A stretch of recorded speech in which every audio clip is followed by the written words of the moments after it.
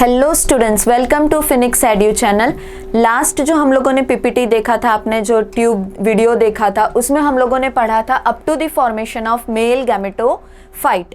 आज हम लोग उसी को क्विक फॉर्म में रिवाइज करके आज की नेक्स्ट स्लाइड पे हम लोग पढ़ेंगे up to the formation of female gamete. ठीक है, हम लोग जो चैप्टर पढ़ रहे हैं उसका नाम है बेटा sexual reproduction in flowering plants. तो आप लोग इसका मेरा पहला वाला वीडियो भी देखना ताकि आप कनेक्ट कर पाए विद दिस वीडियो। ओके, तो हम लोग आज स्टार्ट करेंगे, पहले रिवीजन करेंगे लास्ट पीपीटी का और फिर आगे बढ़ेंगे up to the formation of female gamete. तो अगर आप यहाँ पे देख पा रहे हैं बेटा, तो हम लोग ने स्टार्ट किया था विथ फ्लावर। फ्लावर के अलग अलग वर्ल्स पढ़े थे हम लोगों ने, जिसमें 4 वर्ल्ड स्टडी किए थे। मेल रिप्रोडक्टिव स्ट्रक्चर आप जिसे कहते हैं दैट इज एंड्रोशियम। एंड्रोशियम का जो इंडिविजुअल मेंबर होता है that is स्टेमन। स्टेमन is made up of anther and filament. हम लोग फोकस करेंगे ओनली ऑन एंथर। एंथर में अगर हम लोग फोकस करें तो हम लोगों ने पढ़ा था माइक्रोस्पोरेंजियम, जहां पे आपके पोलन ग्रेन्स का फॉर्मेशन होने वाला है। Microsporangium is a sac like structure.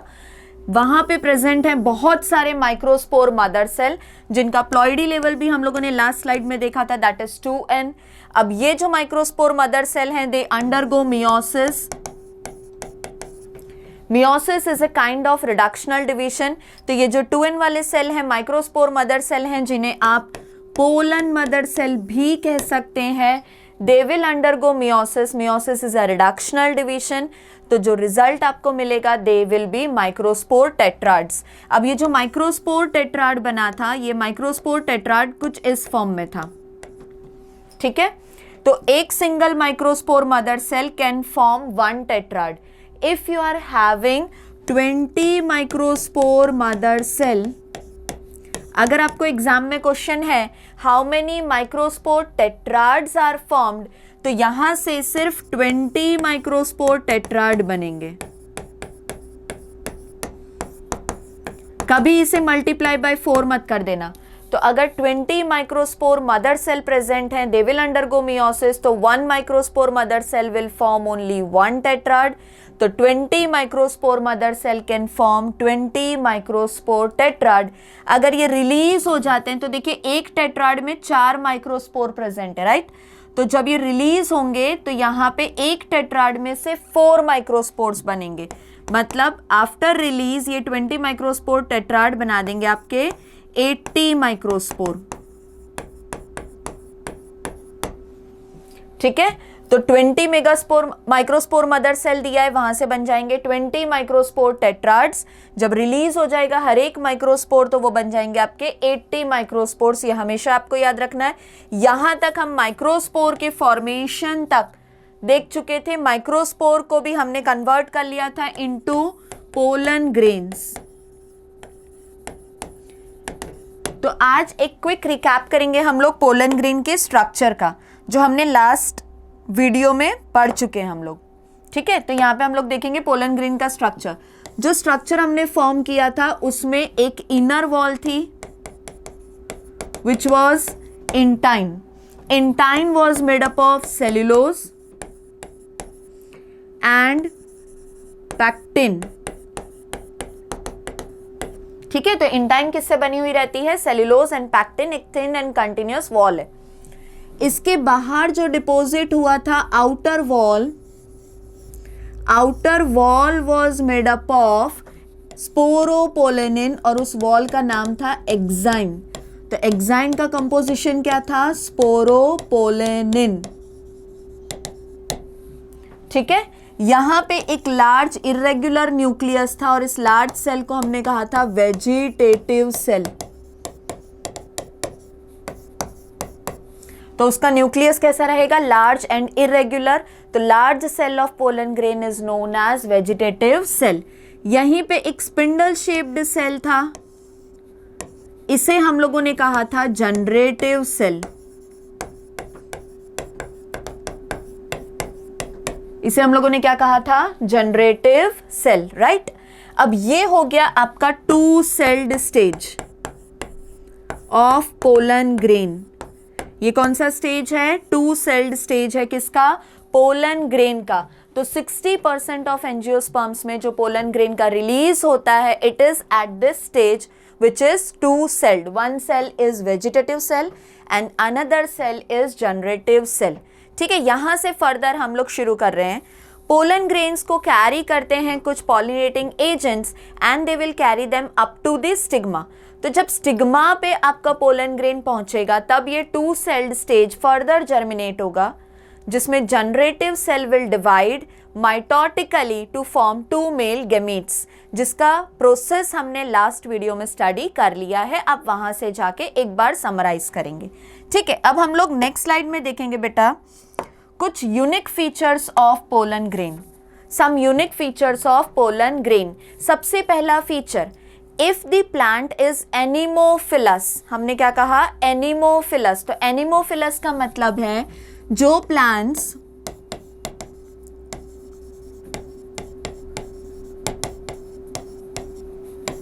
Wind से पॉलिनेट होते हैं। अगर प्लांट विंड के थ्रू पॉलिनेट हो रहा है तब हम लोग उसे कहते हैं एनिमोफिलस प्लांट्स।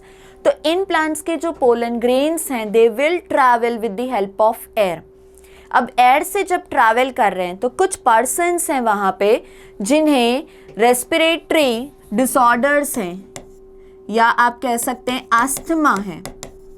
बहुत ही सिंपल लैंग्वेज में मान लीजिए किसी पर्सन को आस्थमा है, तो जब एयर से ट्रैवल करते हुए पोलन ग्रेन्स उनके रेस्पिरेटरी ट्रैक्ट में एंटर करेंगे तो they can cause severe respiratory disorders. तो इस एलर्जी को हम लोगों ने कह दिया पोलन एलर्जी। एनिमोफिलस प्लांट्स में यहाँ पे एक एग्जाम्पल हम लोग याद रखेंगे, that is parthenium, which is also known as carrot grass। जब हम लोग वीट को इंपोर्ट करके इंडिया के अंदर लेके आए तब ये जो पार्थेनियम था वो वीट के साथ ही इंडिया के अंदर एंटर कर दिया। ठीक है, तो parthenium is also known as carrot grass, और ये जो पार्थेनियम है ये एनिमोफिलस प्लांट्स का एग्जाम्पल है और पोलन एलर्जी के लिए हमें याद रखना है। Second key feature of pollen grain is pollen products. Pollen grains are very rich in nutrients. ये जो pollen grain है इनके अंदर बहुत सारे nutrients present हैं, तो इन nutrients को हम लोग extract करके as a food supplement use करेंगे, and they are given to athletes and you can say race horses. तो यहाँ पे सिर्फ आपको इतना ही पॉइंट याद रखना है कि pollen grains are rich in nutrients, these nutrients are extracted, from that we will produce food supplements and these food supplements are given to athletes and race horses to increase their performance. Third unique feature of pollen grain is pollen viability. Pollen viability का मतलब होता है बच्चों कि जब तक आपका pollen grain के पास जर्मिनेट करने की एबिलिटी है, the time period from the dehiscence reaching up to the stigma and germination of pollen grain is known as pollen viability. तो जो कुछ प्लांट्स हैं, फॉर एग्जाम्पल आपके सीरियल प्लांट्स, वीट हो गया, राइस हो गया, इनके अंदर जो पोलन ग्रेन रहता है it has the pollen viability of 30 minutes। मतलब after the release it can germinate only up to the time period of 30 minutes। उसके बाद वो germinate नहीं कर पाएंगे। पोलन वायबिलिटी में ही दूसरे एग्जाम्पल आप कुछ फैमिलीज के याद रखते हैं, जैसे लेग्यूमिनेसी, रोजेसी एंड सोलेनेसी। ठीक है, यहां पे जो पोलन वायबिलिटी का टाइम पीरियड रहता है दैट इज सेवरल मंथ्स। मतलब सेवरल मंथ्स तक भी अगर ये ट्रैवल करते रहें और उसके बाद जब स्टिग्मा पे लैंड करेंगे तो दे कैन जर्मिनेट इजीली। तो ये हो गया pollen viability. The last feature of pollen grain which you have to remember is pollen bank. जैसे आपने सुना होगा स्ट्रेटजीज ऑफ फूड एनहांसमेंट में कि हम लोग सीड को स्टोर करके रखते हैं और फिर वो फार्मर्स को सप्लाई हो जाती है फॉर प्रोडक्शन ऑफ क्रॉप। तो उसी तरह से आप पोलन ग्रेन्स को भी स्टोर करके रख सकते हैं, that is known as pollen bank. उसे हम लोग क्या कहते हैं? Pollen bank. तो पोलन बैंक के अंदर we will use liquid nitrogen, जिससे टेम्परेचर -196 डिग्री सेल्सियस तक हो सकता है, and at this temperature you are going to store your pollen grains for future use, for future studies. ठीक है, इस टेक्निक को हम लोग कहते हैं cryopreservation. This technique is known as cryopreservation. तो ये हो गए कुछ unique features of pollen grain. The very first feature is pollen allergy. Second feature जो आपने स्टडी किया that is pollen products. Third feature जो आप स्टडी करे हैं यहाँ पे that is pollen viability. And the fourth feature is pollen bank. ठीक है, अब हम लोग मूव करेंगे on the female reproductive structure that is gynoecium. तो जो फीमेल रिप्रोडक्टिव स्ट्रक्चर है it is gynoecium. Gynoecium was the inner most wall. सबसे पहले आपको क्या याद रखना है, gynoecium is the inner most wall. It is the female reproductive structure.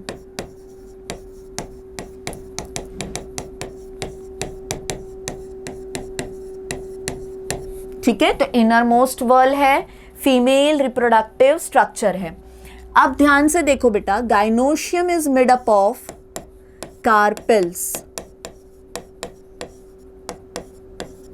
Carpels को आप पिस्टिल भी कह सकते हैं.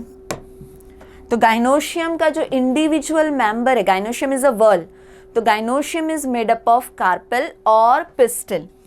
If there is only one carpel तो हम लोग उसे कहेंगे मोनोकार्पेलरी. ठीक है, अगर सिंगल कार्पेल है तो उसे आप कहेंगे मोनोकार्पेलरी. इसका बेस्ट एग्जाम्पल आपको कुछ नहीं याद आ रहा है तो फैमिली फेबेसी. कौन सी फैमिली? Fabaceae family. बट अगर कार्पेल एक से ज्यादा है तब आप उससे कहते हैं पॉलीकार्पेलरी, या तो आप उससे कह सकते हैं मल्टी कार्पेलरी, मतलब यहां पे ग्रेटर देन वन कार्पेल. ठीक है, यहां पे अगर आपको एग्जाम्पल लेना है तो मान लीजिए आपने ले लिया सोलेनेसी फैमिली. अब ध्यान देना बेटा कि जो पॉलीकार्पेलरी हैं, एक से ज्यादा कार्पेल्स हैं, if the carpels are free और दे कैन बी फ्यूज्ड. तो जितने भी कार्पेल्स हैं या तो वो फ्री रहेंगे या तो वो फ्यूज हो जाएंगे. अगर कार्पेल्स फ्री हैं तब हम लोग उसे कहते हैं एपोकार्पस. क्या कहेंगे हम लोग उसे? एपोकार्पस. अगर कार्पेल्स फ्यूज्ड हैं then it is known as syncarpous. तो कार्पेल्स फ्री हैं, पॉलीकार्पेलरी कंडीशन है तो कह दो आप एपोकार्पस, और अगर कार्पेल्स फ्यूज्ड हैं तब आप उसे कहेंगे सिनकार्पस. एपोकार्पस के लिए एग्जाम्पल जो आप याद रखेंगे that is lotus and rose. Lotus and rose. एक और एग्जाम्पल जो आपके एनसीईआरटी में गिवन है दैट इज माइकेलिया. एक और एग्जाम्पल कौन सा है? माइकेलिया. तो 3 एग्जाम्पल्स आप लोगों ने याद रखे एपोकार्पस के लिए. सिनकार्पस में आप याद रख सकते हैं, मान लीजिए ये जो फैमिली हमने लिखी है सोलेनेसी वहां पे लिख लिया, एक और फैमिली मान लीजिए आपने लिलिएसी लिख लिया. तो इन दोनों ही फैमिलीज में सिनकार्पस कंडीशन है. बट जो डायग्राम आपको दे रखा है एनसीईआरटी में वहां से हम याद रखेंगे पेपावर. कौन सा? पेपावर. तो एपोकार्पस के लिए माइकेलिया, लोटस, रोज. सिनकार्पस कंडीशन के लिए सोलेनेसी फैमिली के एग्जाम्पल, लिलिएसी फैमिली के एग्जाम्पल्स, और यू कैन से पेपावर. पेपावर के अंदर जो कार्पेल्स हैं वो कैसे रहेंगे? फ्यूज्ड रहेंगे. ठीक है, अब चलते हैं हम लोग यहां से कार्पेल के डायग्राम पे. तो एक इंडिविजुअल कार्पेल हम लोग ड्रॉ कर रहे हैं.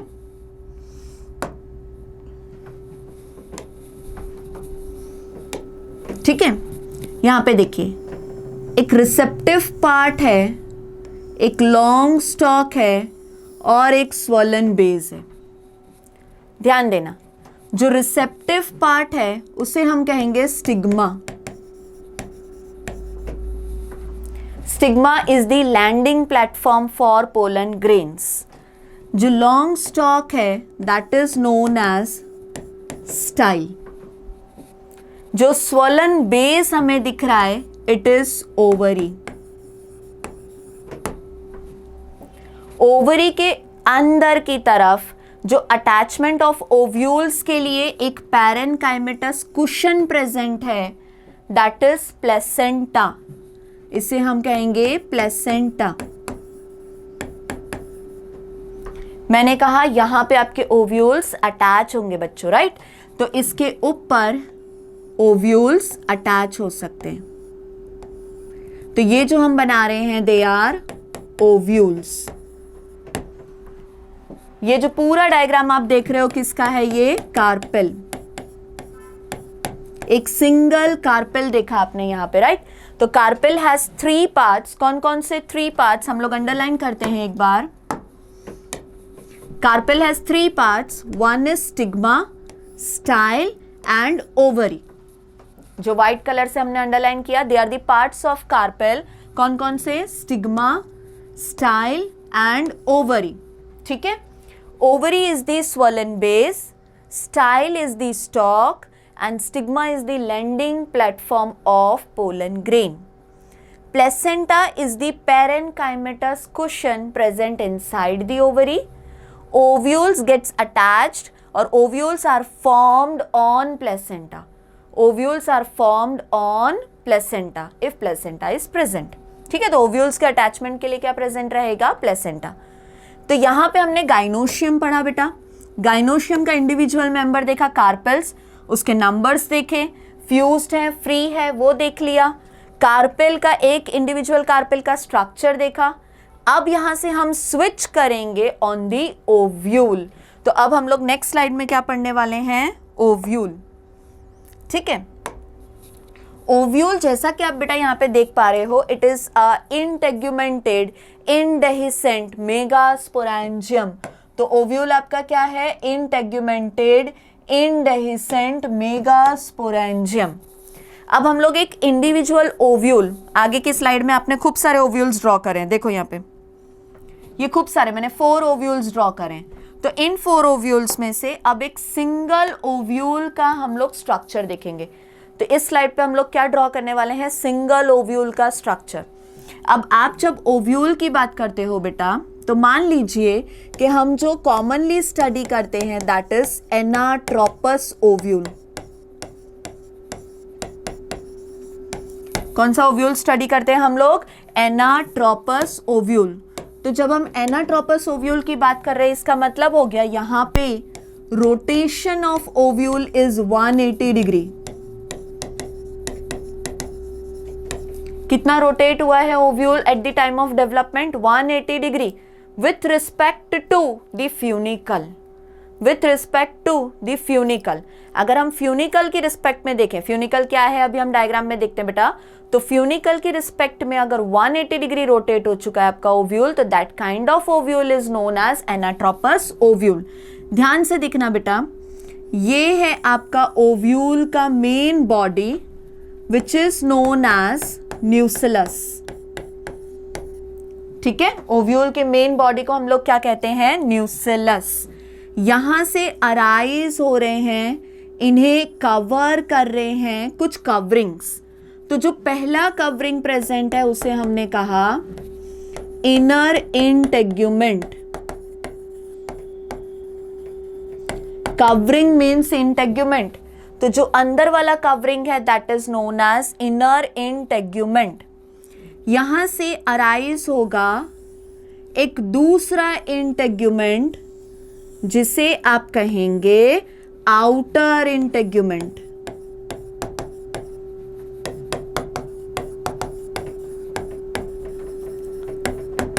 तो ध्यान से देखो बेटा, जो ओव्यूल का डायग्राम आप बना रहे हैं, इसमें आपके पास प्रेजेंट हैं 2 integuments. One is inner integument and another one is outer integument. ये जो स्टॉक लाइक स्ट्रक्चर आपको दिख रहा है दैट इज फ्यूनिकल।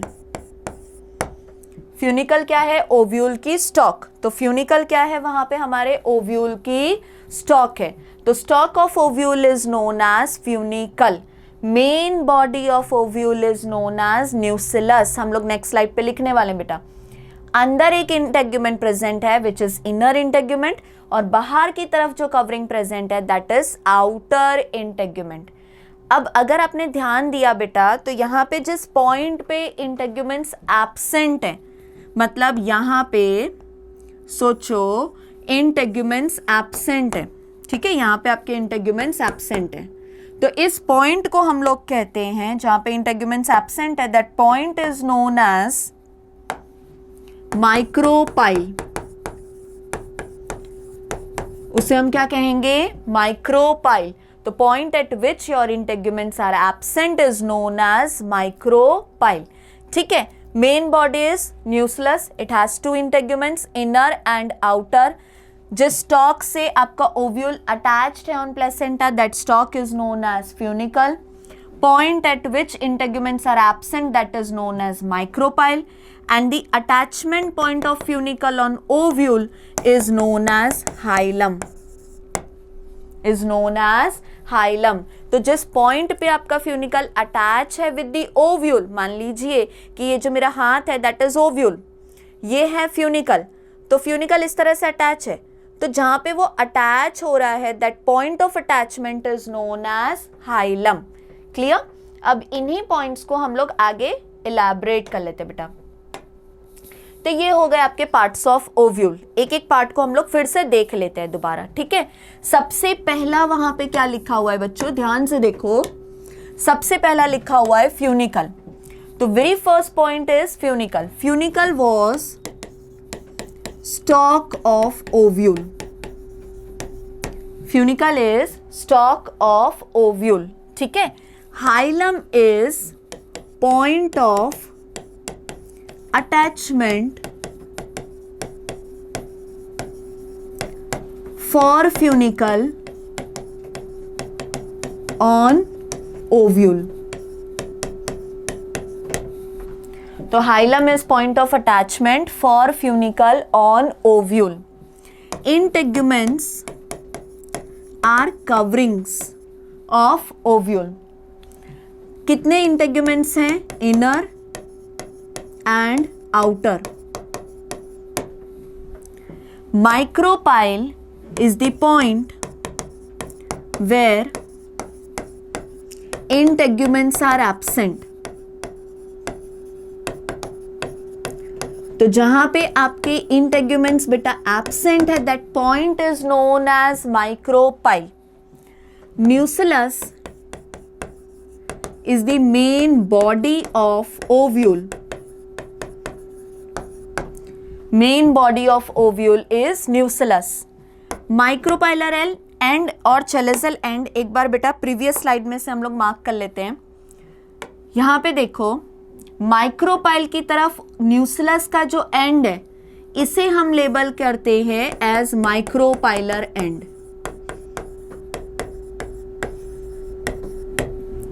और इसका ऑपोजिट एंड जो है दैट इज चेलेजल एंड।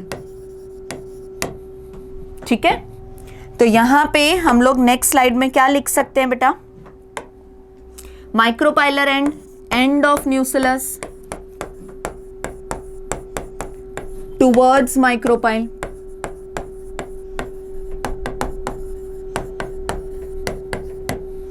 और चेलेजल एंड में हम क्या लिखेंगे? End of nucleus opposite to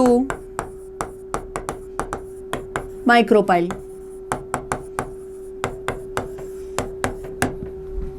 यहां तक हम लोगों ने क्या पढ़ा बेटा? गाइनोशियम देखा एंड ओव्यूल देखा। ओव्यूल को हमने कहा है इंटेग्यूमेंटेड इंडेहिसेंट मेगास्पोरेंजियम। ठीक है, तो ये तो बात हो गई सारी ओव्यूल के पार्ट्स की। अब हम फोकस करेंगे on the next slide nucleus पे। ठीक है, धीरे धीरे हम डिटेलिंग्स में जा रहे हैं। तो अब हम न्यूक्लियस पे फोकस करेंगे जहां पे मेगास्पोरोजेनेसिस हो रहा है। कौन सा प्रोसेस हो रहा है? मेगास्पोरोजेनेसिस। कभी भी एग्जाम में क्वेश्चन आया है बेटा कि मेगास्पोरोजेनेसिस क्या है, तो megasporogenesis is formation of megaspore. Simple language में it is formation of megaspores. ठीक है, तो formation of megaspores is known as megasporogenesis. अब ध्यान देना बेटा, आपके पास था न्यूसिलस। न्यूसिलस के अंदर बहुत सारे सेल्स प्रेजेंट है। It was the main body of ovule, तो खूब सारे सेल्स से बना हुआ है आपका न्यूसिलस। उन सारे सेल्स में से सिर्फ एक ही सेल डिफरेंशिएट करेगा to form megaspore mother cell. तो only one cell differentiates to form megaspore mother cell।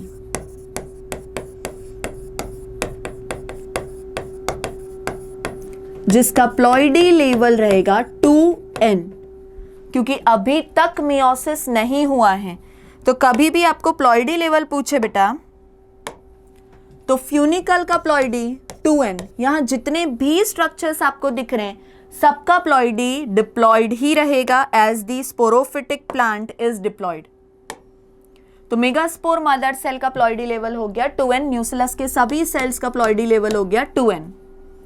This megaspore mother cell has differentiated at micropylar end. कौन से एंड पे डिफरेंशिएट हुआ? Micropylar end. हमेशा याद रखना, ये मियोसिस परफॉर्म करेंगे। Meiosis is a reductional division which would result in the formation of 4 megaspores. All the megaspores are haploid.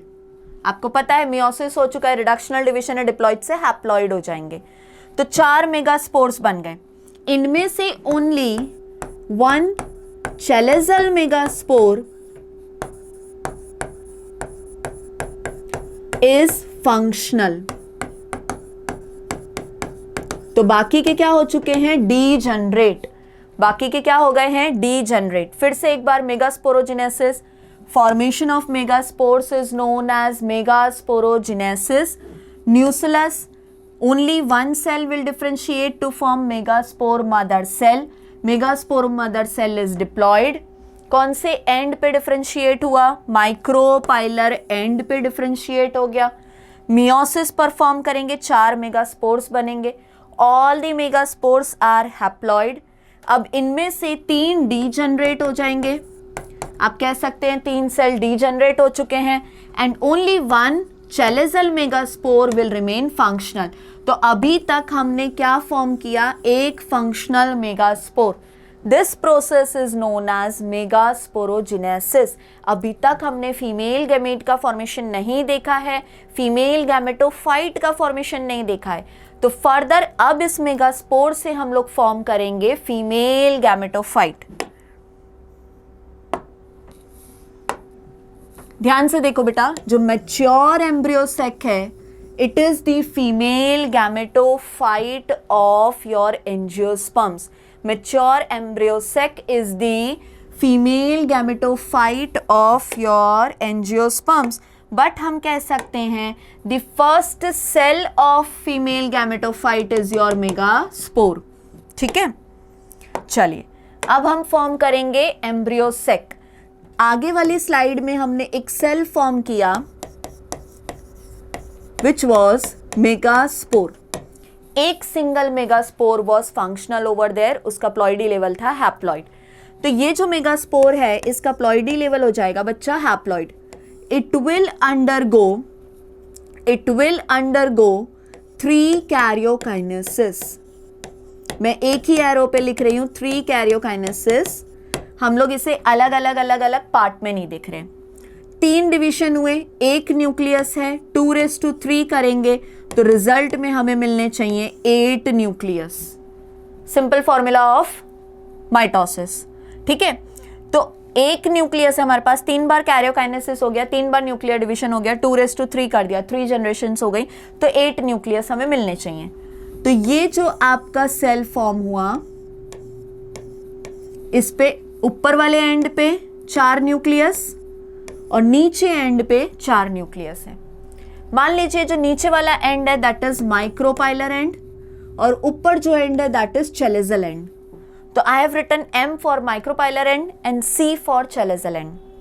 दोनों एंड से एक एक न्यूक्लियस सेंटर की तरफ माइग्रेट करेंगे। तो दोनों एंड से, माइक्रोपाइलर एंड से एंड चेलेजल एंड से, one nucleus will migrate towards the center and at the end cytokinesis होगा। मतलब यहाँ पे जब माइग्रेट कर जाएंगे तो कुछ इस तरह से आपको दिखेगा। रुको बच्चा, जब दोनों एंड से माइग्रेट कर जाएंगे तो ये न्यूक्लियस यहां से कट हो जाएगा, ये न्यूक्लियस यहां से कट हो जाएगा, दोनों सेंटर में आ जाएंगे। तो जब साइटोकाइनेसिस होगा फर्दर, तो एक एम्ब्रियो सेक ऐसा दिखेगा आपको जिसमें एक माइक्रोपाइलर एंड है, एक चेलेजल एंड है, दो न्यूक्लियस सेंटर में आ चुके हैं, ठीक है, 3 न्यूक्लियस ऊपर बचे हैं, 3 न्यूक्लियस माइक्रोपाइलर एंड पे बचे हुए हैं। तो जो 3 न्यूक्लियस चेलेजल एंड पे बचे हुए हैं वो अरेंज हो जाएंगे, साइटोप्लाज्म गैदर हो जाएगा उनकी सराउंडिंग में और वो 3 सेल्स के अंदर कन्वर्ट हो जाएंगे। ये जो 3 सेल्स आपके चेलेजल एंड पे फॉर्म हुए हैं, दे आर एंटीपोडल सेल्स। कौन से सेल्स हैं ये? Antipodal cells. ठीक है, कितने हैं नंबर याद रखेंगे? 3। अब ये जो माइक्रोपाइलर एंड है वहां पे भी 3 न्यूक्लियस आपके बचे हुए थे, तो वो 3 न्यूक्लियस कुछ इस तरह से अरेंज हो जाएंगे। मान लीजिए आगे की तरफ हमें दिख रहे हैं 2 सेल, ध्यान से सुनना बेटा, आगे की तरफ हमें दिख रहे हैं 2 cell, they are known as synergid cell. इन्हें हम क्या कहेंगे? Synergid cells. Synergid cells are 2 in number. ठीक है, इनके पीछे की तरफ, मतलब मैं डॉटेड लाइन से ड्रॉ कर रही हूं, इनके पीछे प्रेजेंट है। ये जो मैंने ड्रॉ किया जिसका न्यूक्लियस यहां यू ऊपर बनाया मैंने, दिस इज एग सेल। मतलब 2 सेल से आगे की तरफ अरेंज है और 1 सेल उनके पीछे अरेंज्ड है, वो है आपका एग सेल। एग सेल का नंबर देखिए ओनली 1। तो you have 3 antipodal cells at the chalazal end, 2 synergid cell and 1 egg cell at the micropylar end. अब ये जो 2 synergid cell and 1 egg cell हैं, ये मिल के फॉर्म करते हैं egg apparatus. Frequently asked question, egg apparatus has how many cells? तो it is 3 celled structure. It is 3 celled structure. कौन कौन से 3 celled structure? 1 egg cell, ploidy level haploid and 2 synergid cell. Each cell is haploid. अब ये जो centre में cell रह गया, वहां पे ये जो 2 न्यूक्लियस प्रेजेंट हैं, अलग अलग सेल में बाउंड नहीं होके ये एक सिंगल सेल रह जाएगा।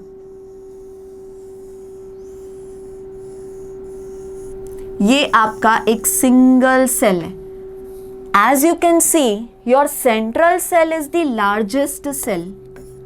ये जो आपका सेंट्रल सेल बन रहा है, it is the largest cell. तो largest cell of embryo sac is central cell. Again ploidy level is haploid. कितने सेंट्रल सेल फॉर्म हुए हैं? अगर कभी क्वेश्चन आएगा ओनली 1। तो नंबर्स काउंट करो, 3, 1, 1, 2। तो in total we have here 7 cell. कितने सेल फॉर्म हुए? 7। काउंट करना, 3 antipodal cell, 1 central cell, 1 egg cell and 2 synergid cell. तो सेल जो हमारे पास है यहाँ फीमेल गैमेटोफाइट में एम्ब्रियो सेक के अंदर, दे आर 7। बट अगर हम न्यूक्लियस काउंट करते हैं, ध्यान से ये क्वेश्चन, 1, 2, 3, 4, 5, 6, 7 एंड 8। ठीक है, तो न्यूक्लियस कितने हैं टोटल? 8 nucleus are there. देखो सेंट्रल सेल में 2 न्यूक्लियस है, इन दोनों न्यूक्लियस को हम कहते हैं पोलर न्यूक्लियाई। तो we have 2 polar nuclei. We have 2 polar nuclei. तो 8 न्यूक्लिएटेड हो गया। ये स्ट्रक्चर कैसा हो गया? 8 न्यूक्लिएटेड। तो this is your 7 celled 8 nucleated female gametophyte mature embryo sac. अब एक चीज हम लोग यहाँ पे ड्रॉ कर देते बच्चा, आपका जो सिनर्जिड सेल है उसके माइक्रोपाइलर एंड की तरफ कुछ इस तरह से फिंगर लाइक प्रोजेक्शंस हैं। इन फिंगर लाइक प्रोजेक्शंस को हम कहते हैं फिलीफॉर्म अपैरेटस। क्या कहेंगे आप इन्हें? Filiform apparatus. इनका फंक्शन नेक्स्ट स्लाइड में समझते हैं, ठीक है। तो यहाँ पे हमारे पास एक 7 सेल्ड 8 न्यूक्लिएटेड एम्ब्रियोसेक है। Frequently asked question, egg apparatus, आपका egg apparatus was 3 celled, frequently asked question. अब हम लोग इन सब के फंक्शन समझते हैं एक बार। आपके पास है antipodal cell 3 at chalazal end. After fertilization, these antipodal cells will degenerate. Some researchers say that these antipodal cells will help in providing nutrition from nucellus. ठीक है, बट इस पे बहुत रिसर्च अभी नहीं हुआ है। सिनर्जिड सेल्स वर 2 एट माइक्रोपाइलर एंड। तो हमारे पास सिनर्जिड सेल्स कितने थे? 2 थे। कौन से एंड पे थे? माइक्रोपाइलर एंड पे थे। They are helper cells. इन्हें आप क्या कहते हैं? Helper cells. ठीक है, अब ये जो सिनर्जिड सेल्स हैं इनमें हमने लिखा था फिलीफॉर्म अपैरेटस।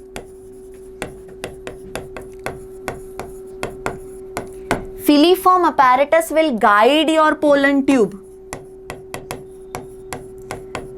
जो पोलन ग्रेन में से बनेगी मेल गैमीट को कैरी करेगी, तो it will guide the pollen tube up to ovule और you can say embryo sac. Synergid cells तक गाइड करेगी आपकी filiform apparatus. It will secrete certain chemicals and it will guide your pollen tube to reach up to the micropylar end of embryo sac. Egg cell आपके पास कितना था? 1 at micropylar end. तो egg cell हमारे पास कितने हैं? 1 है at micropylar end. Egg cell is the female gamete. It has the female gamete. Female gamete है तो आप उसे oosphere भी कह सकते हैं। क्या कह सकते हैं? oosphere। अब एक छोटा सा पॉइंट बेटा याद रखना, जो आपके सिनर्जिड सेल हैं एंड एग सेल है, इनकी जो साइटोप्लाज्मिक पोलैरिटी है that is opposite to each other. तो synergid cell and egg cell की जो साइटोप्लाज्मिक पोलैरिटी है it is opposite to each other. अगर मैं आपको एक्सप्लेन करूं, सिनर्जिड सेल का जो न्यूक्लियस है it is at micropylar end और जो वैक्यूल है it is towards chalazal end. तो जो एग सेल है वहां पे जो न्यूक्लियस है it is towards chalazal end and जो वैक्यूल है it is towards micropylar end. ठीक है, तो आपके synergid cell and egg cell की जो cytoplasmic polarity it is opposite to each other due to certain specific reasons, जो अगर हमें समझना है तो आप कमेंट सेक्शन में बेटा कमेंट करेंगे। आ जाइए सेंट्रल सेल पे। Central cell is centrally located. बहुत easy. It was the largest cell. This is the largest cell. It has 2 polar nuclei. इनके पास क्या है? 2 पोलर न्यूक्लियाई। और ये जो 2 पोलर न्यूक्लियाई हैं they will fuse prior to fertilization. मतलब जब मेल एंड फीमेल गैमीट का फ्यूजन होने वाला है उससे बस बिल्कुल पहले आपके जो पोलर न्यूक्लियाई हैं दे विल फ्यूज। तो पोलर न्यूक्लियाई का प्लॉइडी इज N, बट जैसे ही ये पोलर न्यूक्लियाई फ्यूज करेंगे they will form secondary nucleus. कभी भी बेटा एग्जाम में दिया हुआ है आपको सेकेंडरी न्यूक्लियस, तो सेकेंडरी न्यूक्लियस का प्लॉइडी लेवल यू कैन से it is 2N because it is formed prior to fertilization by the fusion of your 2 polar nuclei। आगे की डायग्राम में फिर से एक बार बेटा चलते हैं हम लोग। ध्यान से देखना, यहाँ पे एक एग सेल है और 2 सिनर्जिड सेल है, ठीक है। तो आपका जो एंटीपोडल सेल है, तीनों एंटीपोडल सेल्स के हर एक सेल का ploidy level is haploid. Exam में क्वेश्चन आए तो लार्जेस्ट सेंट्रल सेल जो है उसका ploidy level is again haploid, egg cell का ploidy level is again haploid, synergid cells के ploidy level is haploid, polar nuclei, हर एक पोलर न्यूक्लियाई हैप्लॉइड, मतलब it has single set of chromosome. But if in exam they are asking you about secondary nucleus, तो secondary nucleus का ploidy level is 2n. It is formed by the fusion of 2 polar nuclei. तो this is a tricky question. यहाँ पे confuse नहीं होना है, गलत करके आना नहीं आंसर। तो embryo sac के जितने भी structures आपने देखे, they were all haploid except secondary nucleus which is diploid. तो आज की स्लाइड में बेटा हम लोगों ने फॉर्म किया up to the female gamete. Next जो वीडियो आएगा हमारा, उसमें हम लोग स्टडी करेंगे पोलन ग्रेन का transfer from anther to stigma, which that process is known as pollination. तो हम लोग पॉलिनेशन को इन डिटेल स्टडी करेंगे इन दी नेक्स्ट वीडियो। तो आप आगे के दोनों वीडियोस बेटा कंप्लीट करेंगे एंड जो भी आपको क्वेरीज है वो आप कमेंट में लिखेंगे। Thank you.